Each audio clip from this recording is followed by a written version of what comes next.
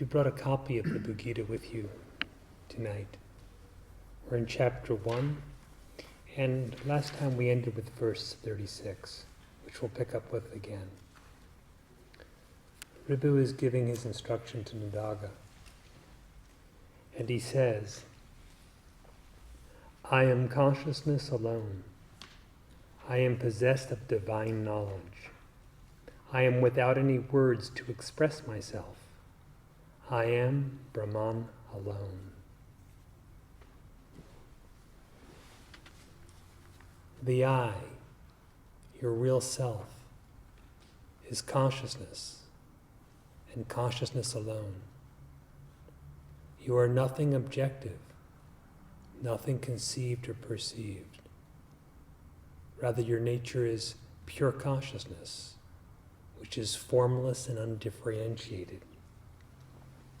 He says, I am possessed of divine knowledge. Inherent in the consciousness that is in the self is the innate knowledge of itself. It is God's knowledge of God, so it is divine.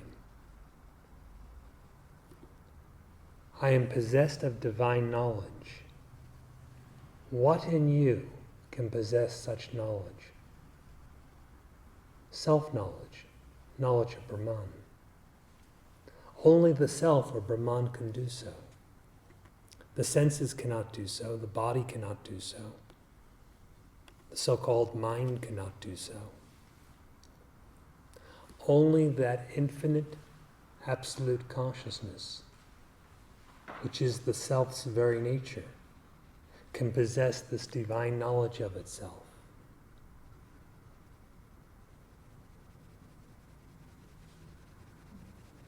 That is already within you.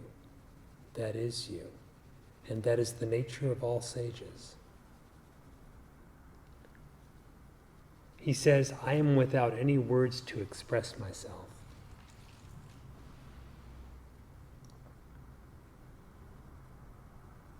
Thus the image of Dakshinamurti.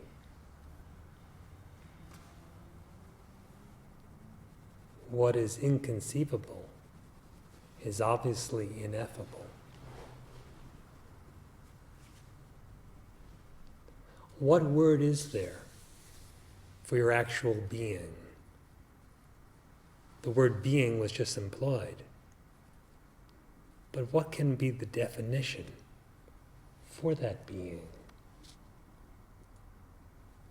What word do you have truly for yourself? What thought can there be for yourself?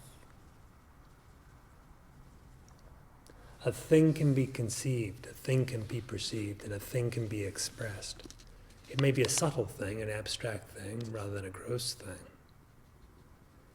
But that which is not a thing at all, but which is ever existent, how can that be put in words?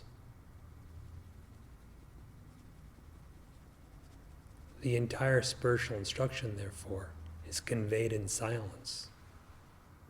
And it is that silence which lends its power, as it were, to the words of spiritual instruction. He concludes by saying, I am Brahman alone.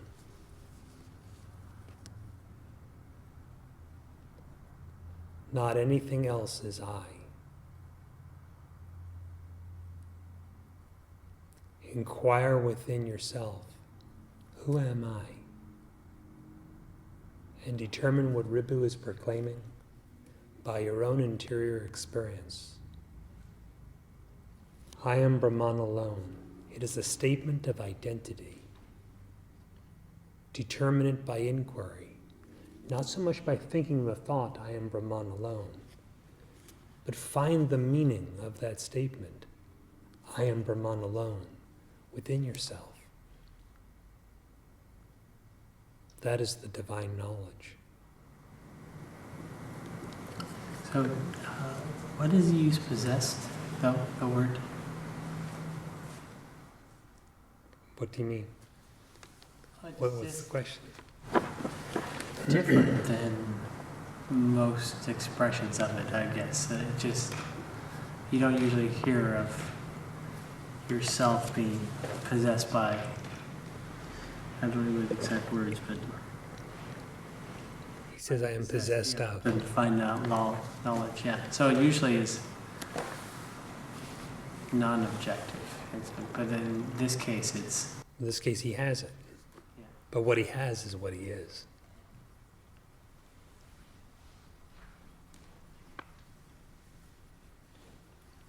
Without digressing too much, make an inquiry into what is really yours.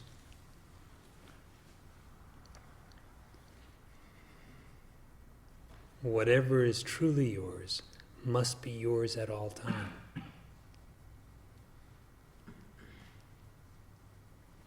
Only one thing is with you all the time.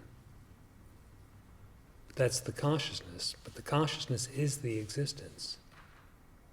Here, the distinction between you and yours disappears.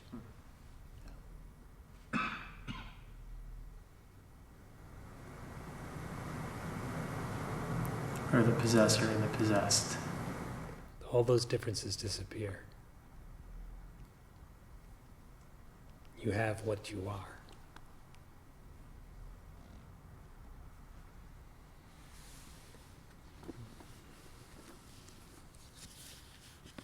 Verse 37. I have no meaning. This is without meaning. I am devoid of the meaning of all. I am Brahman alone. Several interpretations are possible with this verse. The first is to consider the lines together as I, this, and all, that such words, such ideas, have no meaning. The real existence is just Brahman. That alone is the self. The idea or word for an individual I that simply does not exist is quite meaningless. The idea of this, when no objective thing has actually ever been created, is quite meaningless. Where I and this are meaningless, certainly all is superfluous. What exists is Brahman, the pure existence, which is forever undifferentiated. And that alone is what you are. That alone is real. We can interpret the verse otherwise. I have no meaning. For the intellect, there is meaning. But how can that which is supreme existence itself be said to have a meaning? Or we may interpret meaning as a purpose. I have no purpose. For what I am truly in myself is pure existence. Things serve a purpose, but I am not a thing. An idea has a meaning, but I am not an idea. Beyond the conceptions of purpose and meaning lies the true existence and the real I. That is the self. Thereupon, following upon this is without meaning. The only nature of this is the same as the nature of I. And any conception about this, in an objective sense, is utterly meaningless. Indeed, this serves no purpose for yourself. Yourself is the unmodified, perfectly full existence. For that which is perfectly full, what purpose would anything serve? Whether it's all, this, or anything else.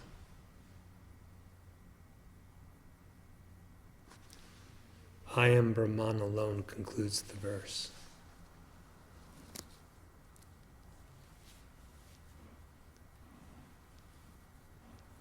If you inquire within yourself to know your true nature, you will cease to misidentify with whatever is actually not the self. With the cessation of misidentification, what remains, which has been the one thing that exists all the time, is known as Brahman. It is vast, illimitable, expansive beyond all conception. And it is yourself.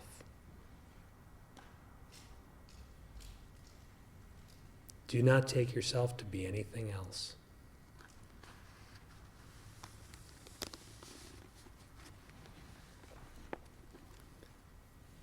Verse 38.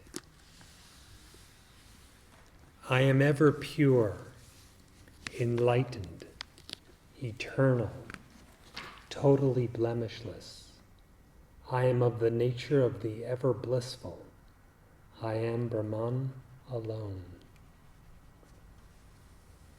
The consistent theme, of course, is I am Brahman alone.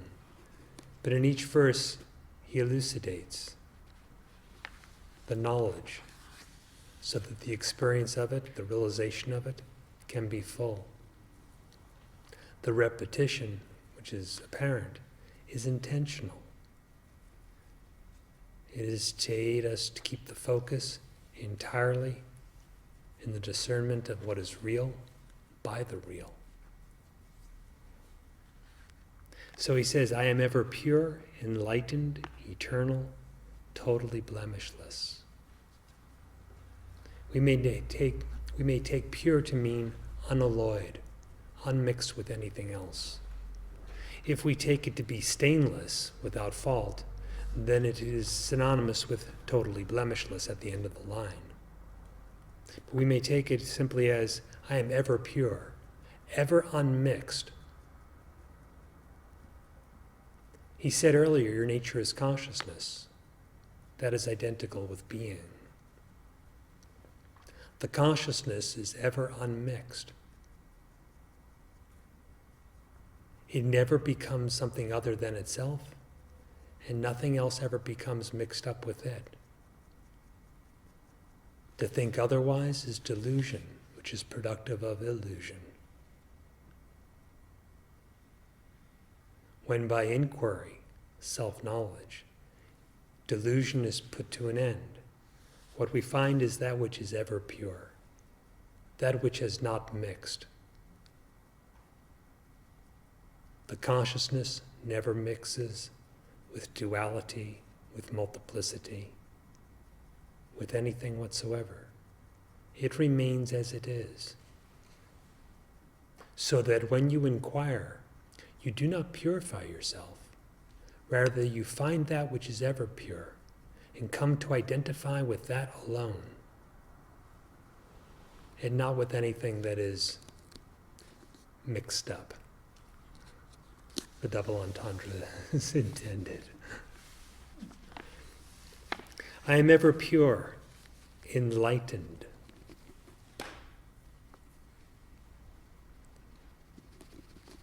The ostensible meaning, of course, is Ribhu is saying that he is enlightened, but that's obvious at this point, even in the text. So what is the purpose in him uttering this? I am enlightened. It is to cause us to find that same enlightenment within. Now again, what can become enlightened? It is customary to conceive of oneself as a being. And if one is a being in ignorance, one will then become a being in enlightenment. That is, one will proceed from a bound individual to a liberated individual, a mukta, a liberated one. The conception is good as far as initial practice is concerned. But what actually is the realization? In the realization, in the enlightenment, all trace of individuality is absent. There is, therefore, no enlightened being. There is being, which is the enlightenment. Again, what can know the self? Only that being, the self itself, can do so. Another cannot do so because another does not actually exist. Your nature is singular.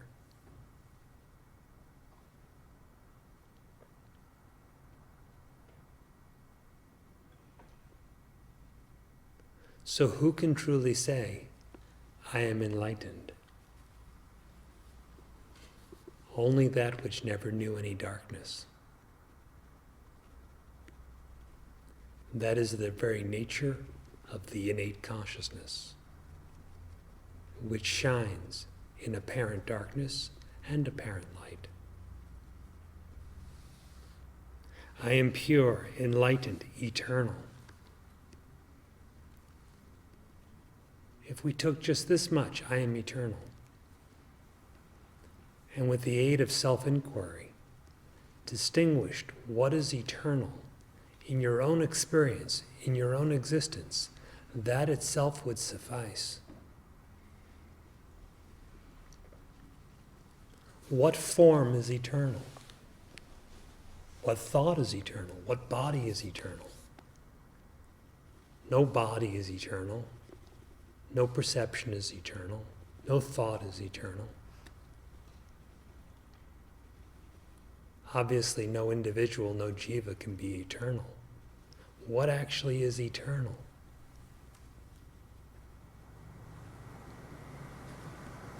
That's a great question to meditate on, what is eternal. Because at first I start looking for some form that is eternal. But quickly it's like, no, it can't be any of that, because I've always seen that come and go. What has always been here, so to speak, what has always been beyond all the forms, what is always eternal. And it leads me right to myself. And there's no words for that, but I know it better than any word could describe it. Yes, it is best known, it is self-known. And likewise, he said, there are no words for myself. But he also expressed it that it is of the very nature of consciousness, which knows no beginning and knows no end.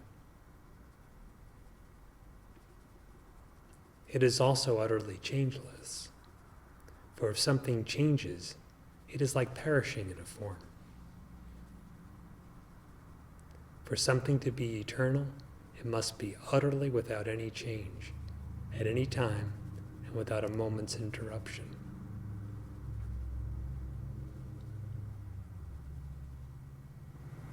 So when you give that description, I look for what that is.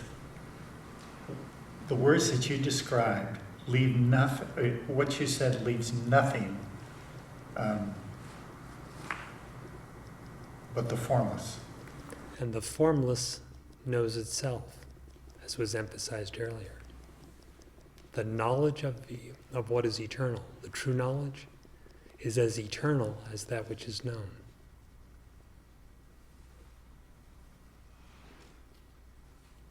That is, the true knowledge of the eternal is not transient. No. The knowledge must be as lasting as that which is known, thus the permanence of self-realization. But to be eternal, it must be utterly formless. There cannot be a multiplicity in that which is formless. You can't have two things be formless. Formless must be absolutely one. So that the knowledge of the eternal cannot coexist along with the eternal, but rather they are one and the same thing. Being knows itself.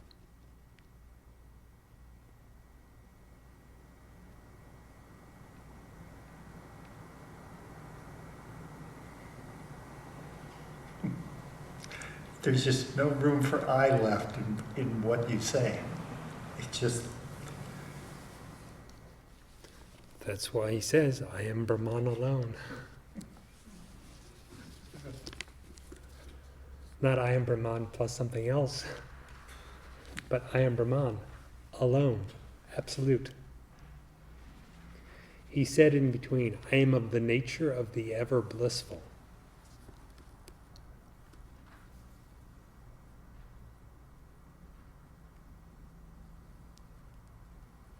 everyone yearns for the deepest happiness, and yearns for that happiness to be always present, continuous, without a break. That for which they yearn is the very nature of the I, if the I would be known correctly and truly. I am the ever-blissful. As long as bliss is considered an experience, it comes and goes, and the I is not ever-blissful. But Ribhu declares, I am the ever-blissful. Such bliss cannot be objectively experienced, but must be of the very same nature as the being consciousness, which has already been described. Bliss is ever blissful.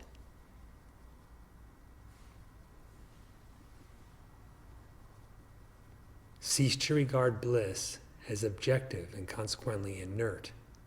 Bliss is the same as consciousness or being, and Satchidananda, being, consciousness, bliss. That being one thing. Bliss experiences its ever blissfulness. You are that bliss. You experience your own bliss. To identify just as consciousness, just as being, is the same as identifying just as bliss.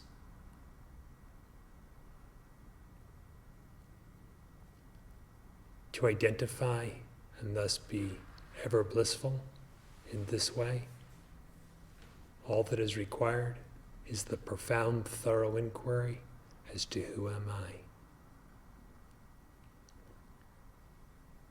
The result of such inquiry means a cessation of misidentification.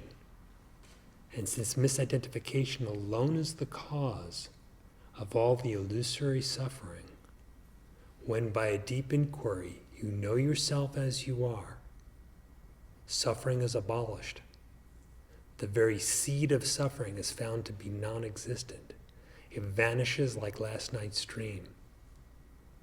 And the perfect fullness of the ever-blissful is not only your direct experience, but is you.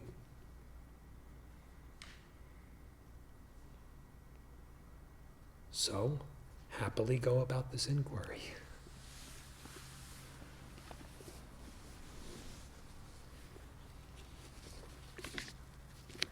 Verse 39.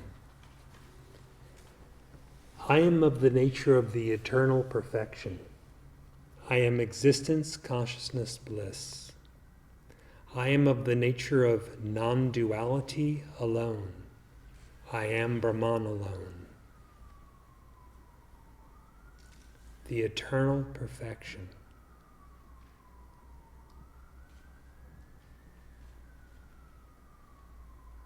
Consider it deeply. Ribhu's declaring the truth that the nature of the self is eternal perfection. Not some limited individual, not anything flawed, not some mistake,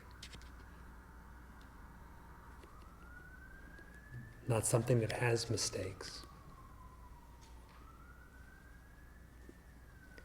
but eternal perfection.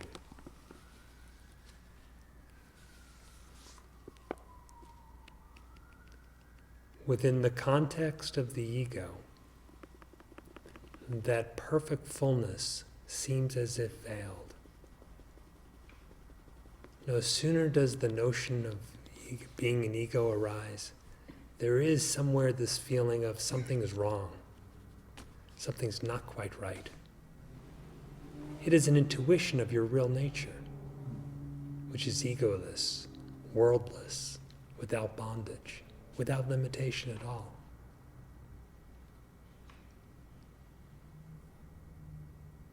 And that intuition, which manifests as, this is not quite right, or maybe this is majorly not right,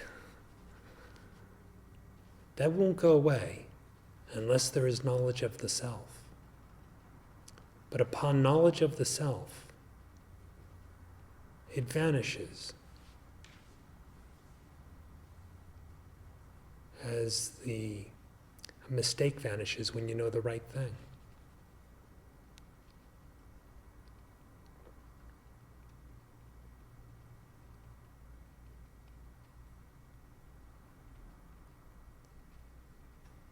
Then you're happily surprised to find that there never was anything wrong. No reason to suffer, no bondage, no limited individual, no birth and death. Just one perpetual existence-consciousness-bliss. That alone is I, and that alone exists. Existence-consciousness-bliss. 3 compounded terms for one unspeakable essence.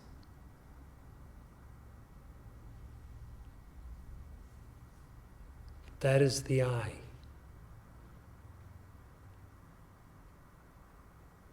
Existence, consciousness, bliss as one and the same thing.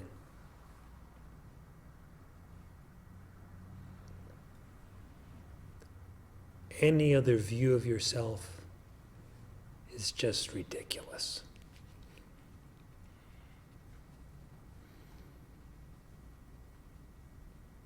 And to see how ridiculous it is, we have only to inquire.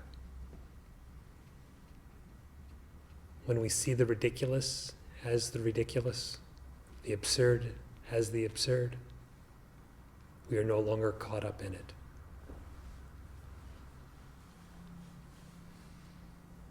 We remain free and happy.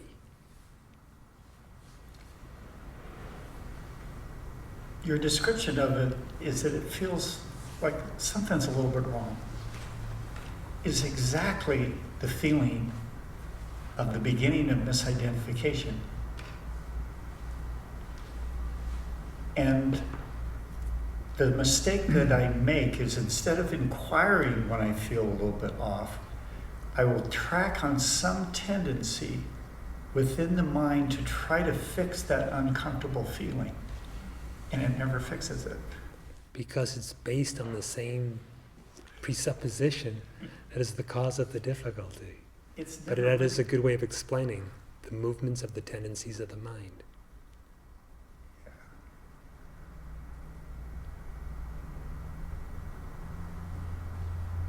Now, experiencing my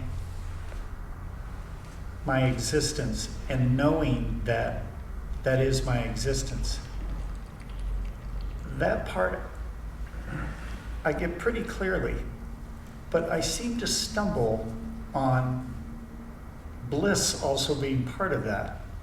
And tonight I heard you say something that I hadn't heard before clearly, is that if one thinks bliss is an objective or is an experience that's going to come at some point, that's how I think that it is. Now, when I really inquire, it's pretty blissful. So I wouldn't be honest to say I don't know what bliss is, but I have this way if I keep starting to feel a little uncomfortable and then I'm looking for bliss and I'm waiting for this blissful experience to come make this uncomfortable feeling go away. Yes, the intention is right, but the approach is misguided. That's for sure. The intention is right because it is natural for everyone to yearn for complete happiness. So to strive for great bliss once one knows that it's available only makes sense. But to complete that striving, the view must become non-objective.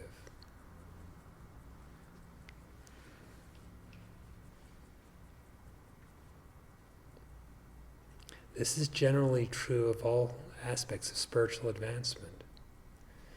There is a big difference between expecting something to happen to us in contrast to that which shines from within us. One is always there, the other one never happens. If the meditator is waiting, or trying, not just waiting, but trying to reach something that is going to occur in time, it will disappear in time. Sri Ramana says what is gained is lost, what appears disappears. Pointing out that we should inquire and strive to realize that which has no appearance and disappearance, which is not acquired and lost.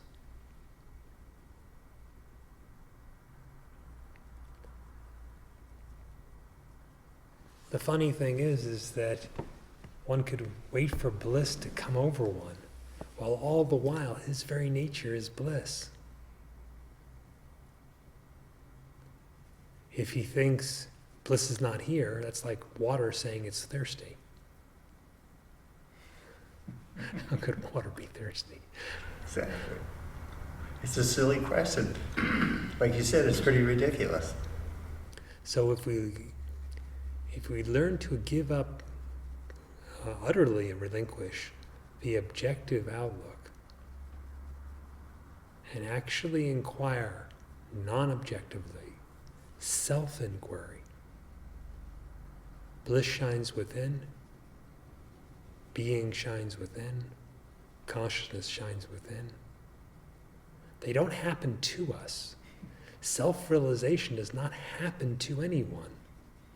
The idea of an anyone is abandoned, as well as the objective outlook.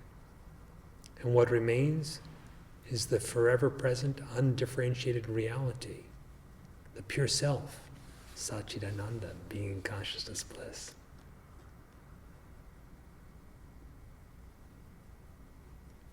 Because it doesn't happen, it's not an occurrence, it endures. Just as your existence always endures.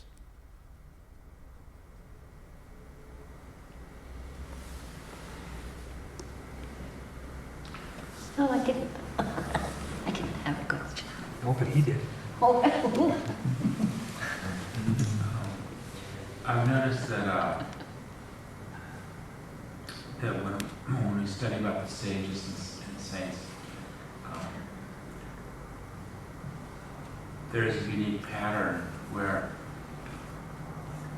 it seems like after awakening or enlightenment, there's no sense of needing to add on or accumulate a lot of possessions, as we're in our conventional life. There's a lot of pursuit of whether it be, travel or experiencing great restaurants and wines and automobiles and all that stuff. It seems like with the sages there was a kind of sense of fullness where that became unnecessary. And ultimately it drops away kind of anyway.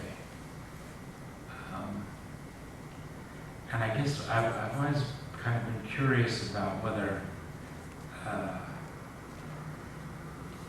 is that just part of the process of that awakening where the fullness is so complete that cruise ships and luxuries and all that stuff are lose their attraction. Even prior to self-realization, for the aspirant who has determined where the source of happiness is and is actively diving into it by his inner meditation, the worldly things lose their interest. He becomes naturally, transcendently indifferent toward them. They don't mean anything.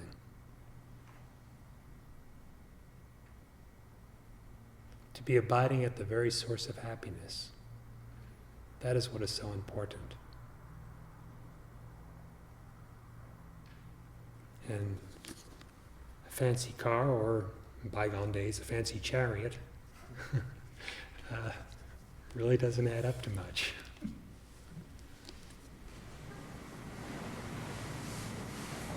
intuitively, I get a sense of what you're saying. People yearn or crave things in this world only because they hope to get happiness through them. If they would know where the place of happiness is, the craving for objects disappears.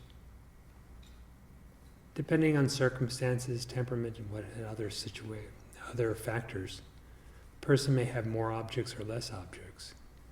We're speaking of the interior experience. In the interior experience, one becomes detached even from his own body, let alone the things of the world. Those objects, they come, they go.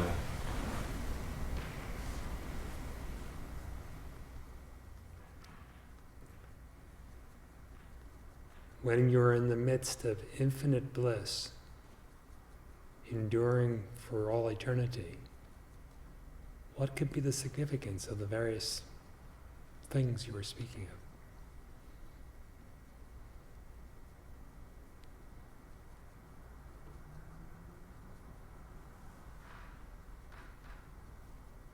of? What could you get that would add to it? Or where could you go that would make it different?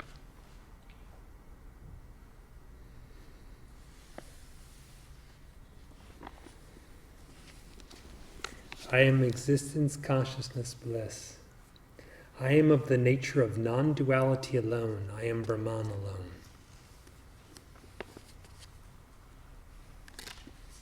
I am of the nature of non-duality alone.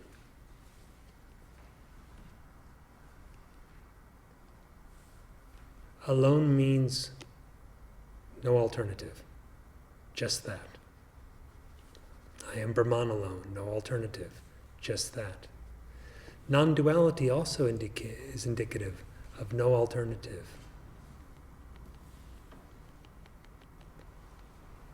While it might be commonly understood as a resolution of opposites, non-duality or Advaita signifies that for which there is no alternative, no other.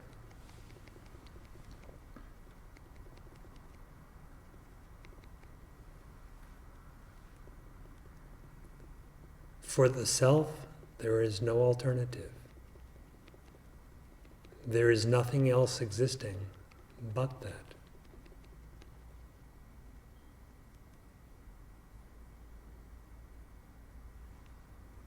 The significance of non-duality is just that, just the self.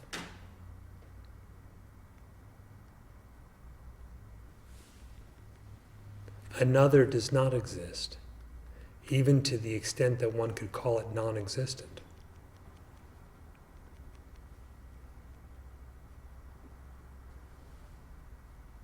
In the solitary, singular, pure self, which is the reality as it is, there can be no alternative.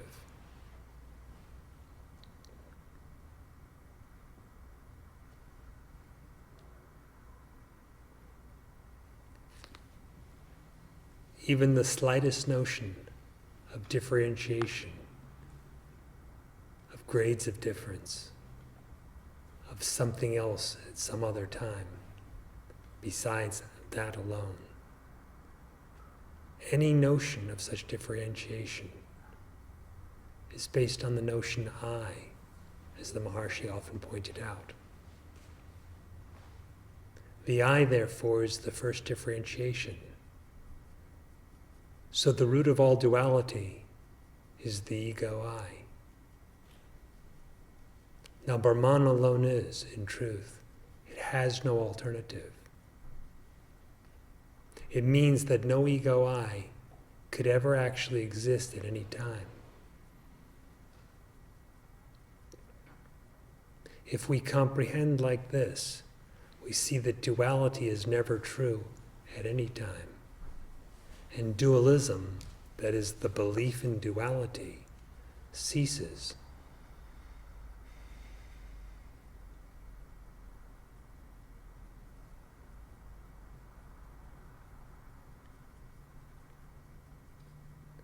What you are always, without an alternative.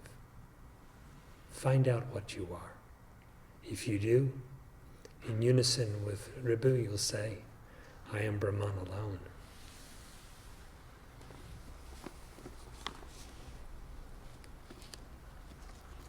Verse 40. I am of the nature that cannot be described. I am without beginning and without end. I am not of the nature of insentient matter. I am Brahman alone.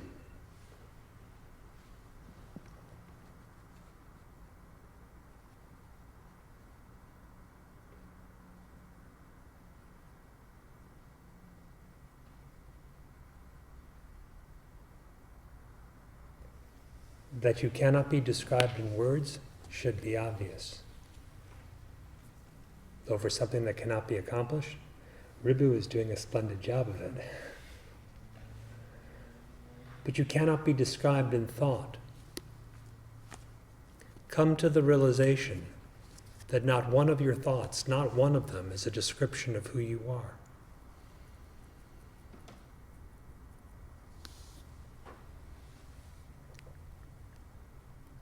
Inquire, for whom are the thoughts? And you will see that no thought describes you. No thought defines you.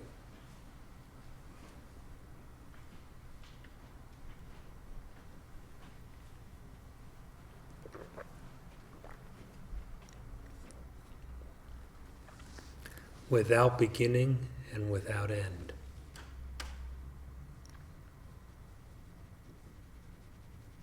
As the Gita, Bhagavad Gita has indicated, never is there a time when you are not, never is there a time when you will cease to be.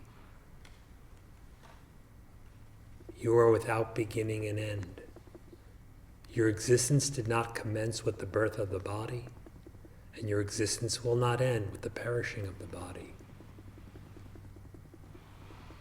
Your existence is without a beginning and without end. It is not even possible for your mind to imagine a time before you existed, without you existing to be the witness of that imagination. And similarly, it is impossible to imagine the cessation of your existence. You can imagine the cessation of your body, but not your existence. You can conceive of the cessation even of your thinking, but not your existence. Likewise is it for the beginning. All things have a beginning and an end. You are not a thing. You are pure existence, and you have no beginning and no end. One who knows himself as the beginningless and the endless, the eternal, is not confused by anything else, and does not confound anything that has a beginning or an end with himself. So he's happily detached from everything, free of the least trace of misidentification. He is simply himself, without beginning and without end. Likewise is the realization, for it must necessarily be of the same nature as that beginningless, endless self that is realized. For otherwise, what he said about non-duality would not be so.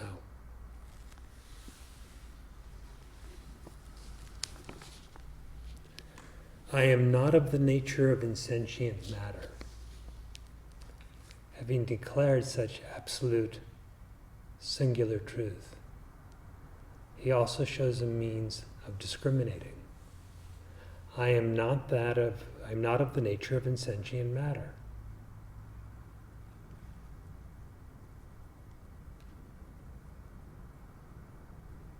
Your body is composed of matter. Are you the body?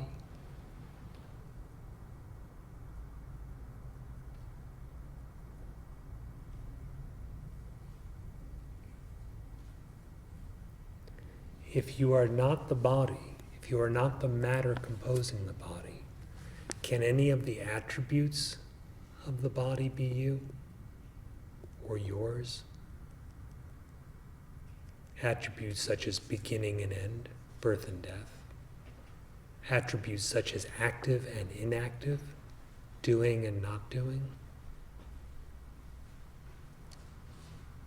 attributes such as growth, maturation, decay, diminishing. Can any of these be yours? Size, shape, form, boundary, all these pertain to the body. Can we be bodies? It cannot be so. You are not insentient matter. You are pure consciousness alone.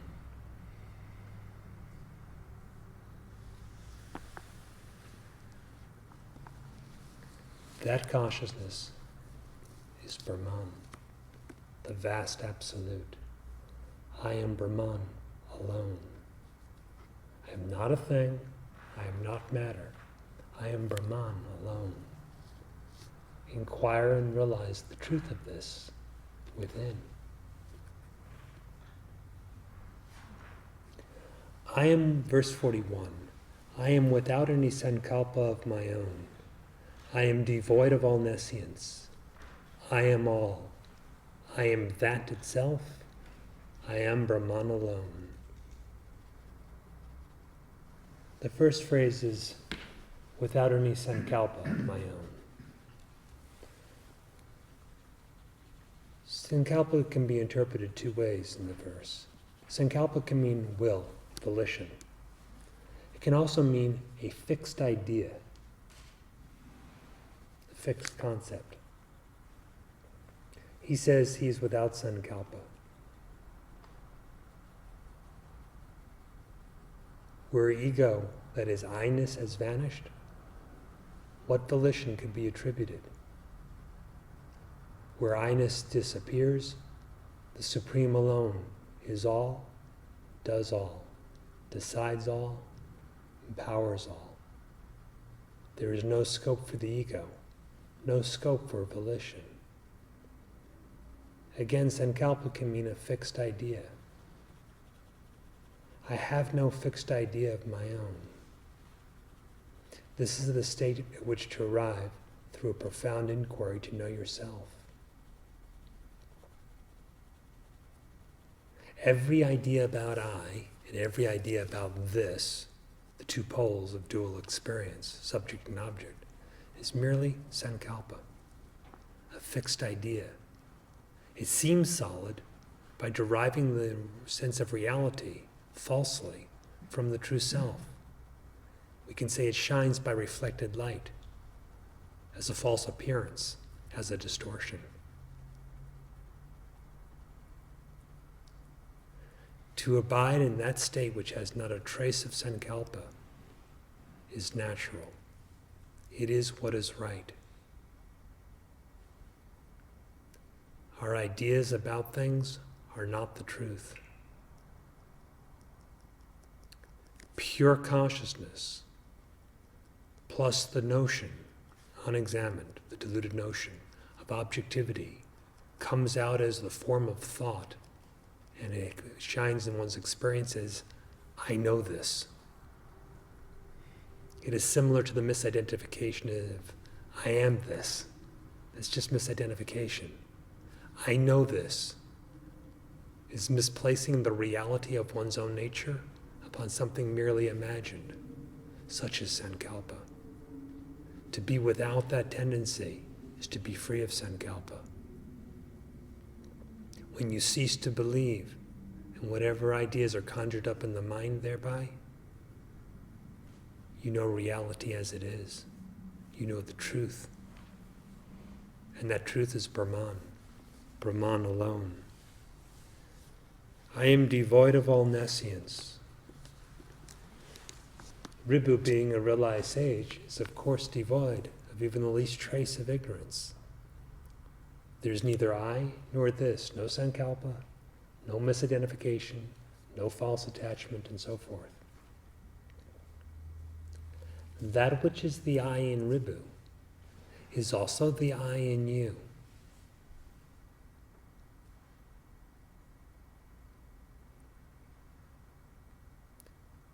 In truth, you are not ignorant. The ignorant one is not who you are.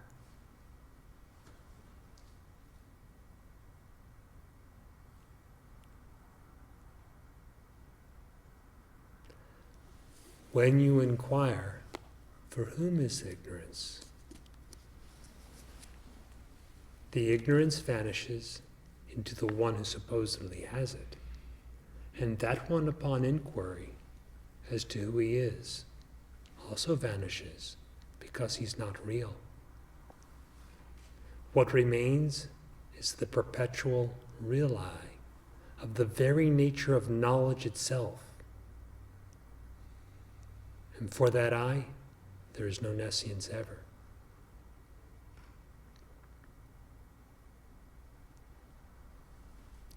The shining of the truth of this can be seen in one's own experience, even in the course of practice. When you determine some ignorance as ignorance, you abandon it right then. You no longer conjure it up. In fact, you could not even do so even if someone asked you to do so. Only so long as ignorance is thought to be valid, that is, real knowledge, can you conjure it up. When it is seen as ignorance, you cannot do so anymore. It is just like that with the case of suffering. When you've got to the root of suffering and abandoned it, you forget how to suffer. You just can't do it anymore. You're lacking the know-how.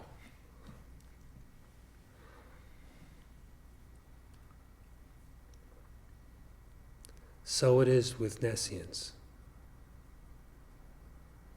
The very foundation of it, the ego notion, is found missing.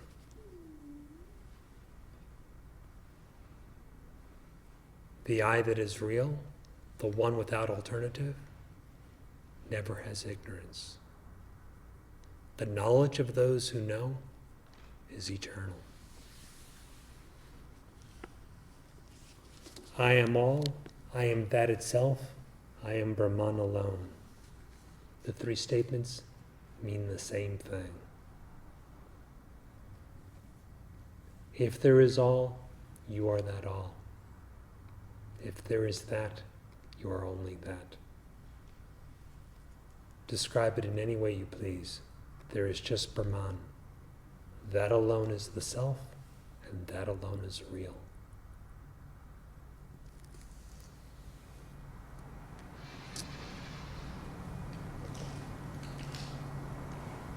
So, Navi, you know, you mentioned that sankalpa having two definitions. It seems like the idea, or the fixed idea, seems like it encompasses pretty much everything. Because a volition,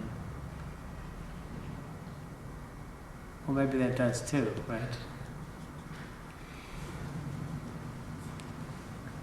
Because there's always someone to have that volition, but it seems like it's a little more specific. Yes, but there's someone choosing or willing or causing or some such idea with the notion of volition.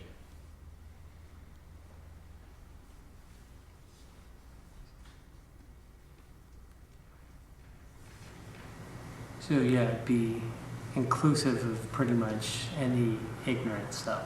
It'd be pretty, I guess. So if we say, not me, but thou, not my will, but thy will, it amounts to the same.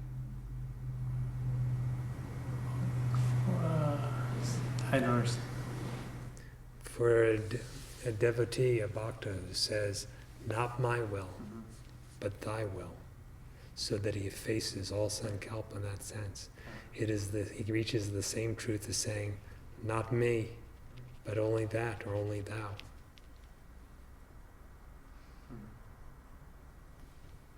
Yeah, because he's a There's just no scope for the ego.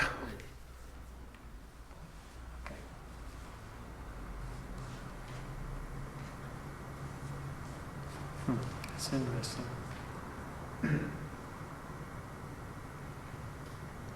Because the ego seems like, yeah, I guess what it's saying is with egoity, there's volition of some sort. It's not going to be non-volitional. I mean, there's no such thing as a non-volitional ego, I guess. Oh, except for one that's about to die. That's right.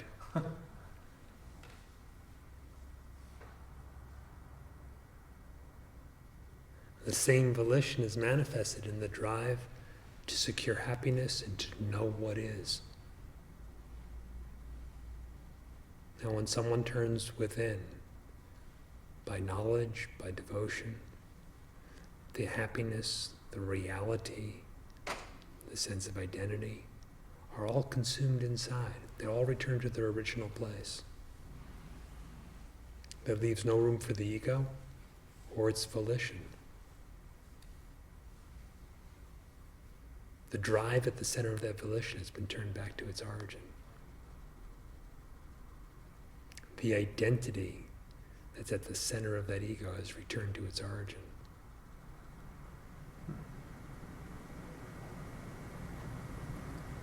So is the ego synonymous with looking for happiness externally, or is it just the tip of the iceberg? In other words, it seems like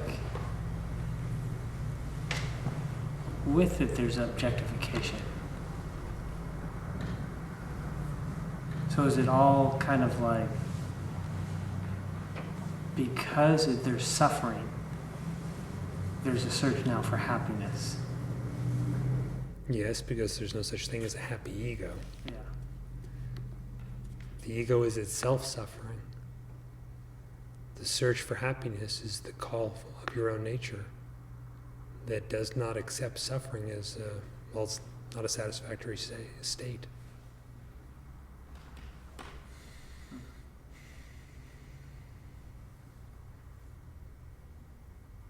The ego I itself manifests as the various objectifying tendencies.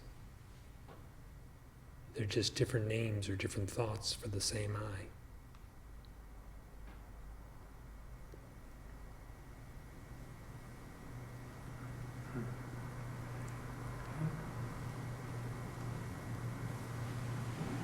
Yes, anyway, it's cool.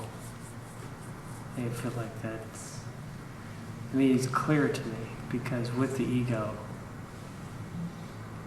there's pretty much a guarantee of outward projection of some, or going outward. Yes, where there's the veiling of the true self, the form of the ego appears, there's going to be the projection outward, manifesting in multiple ways. That's why, that's why it's said that if there's not self-inquiry, there's world inquiry. That's right. And why Shankara defined the ignorance as manifesting as veiling and projection. The not seeing of the reality, which is only the self, and the projection falsely of multiplicity. I, this, the world, etc. But it goes in that order, or an instantaneous order. It rises and sets together, but it's dependent on that single notion, I. So if we inquire and know ourselves as I am Brahman alone, the very seed of the potential to suffer, to project delusion, is destroyed. All that remains is Purnam, the perfect formless.